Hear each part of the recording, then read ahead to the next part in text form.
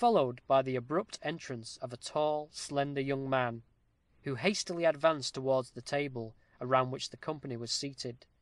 His appearance excited the utmost astonishment in the whole group. Curiosity was exhibited in every countenance. The magnum remained poised midway in the hand of Palmer. Dr. Small scorched his thumb in the bowl of his pipe, and Mr. Coates was almost choked by swallowing an inordinate whiff of vapour. "Young Sir Ranulph!" ejaculated he, as soon as the syncope would permit him. "Sir Ranulph here?" echoed Palmer, rising. "Angels and ministers!" exclaimed Small. "Odds bodkins!" cried Titus, with a theatrical start. "This is more than I expected." "Gentlemen," said Ranulph, "do not let my unexpected arrival here discompose you. Dr. Small, you will excuse the manner of my greeting; and you, Mr. Coates, one of the present party, I believe, was my father's medical attendant, Dr. Tyrconnel."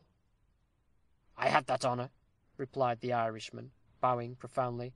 "I am Dr. Tyrconnel, Sir Ranulph, at your service." "When, and at what hour, did my father breathe his last, sir?" inquired Ranulph. "Poor Sir Piers," answered Titus, again bowing, "departed this life on Thursday last." "The hour, the precise minute?" asked Ranulph, eagerly. "Troth, Sir Ranulph, as nearly as I can recollect, it might be a few minutes before midnight." "The very hour!" exclaimed Ranulph, striding towards the window. His steps were arrested as his eye fell upon the attire of his father, which, as we have before noticed, hung at that end of the room. A slight shudder passed over his frame. There was a momentary pause, during which Ranulph continued gazing intently at the apparel. "The very dress, too," muttered he. Then, turning to the assembly, who were watching his movements with surprise, "Doctor," said he, addressing Small, "I have something for your private ear. Gentlemen, will you spare us the room for a few minutes?" "On my conscience," said Tyrconnel to Jack Palmer, as they quitted the sanctum, "a mighty fine boy is this young Sir Ranulph. A chip off the old block. He'll be as good a fellow as his father."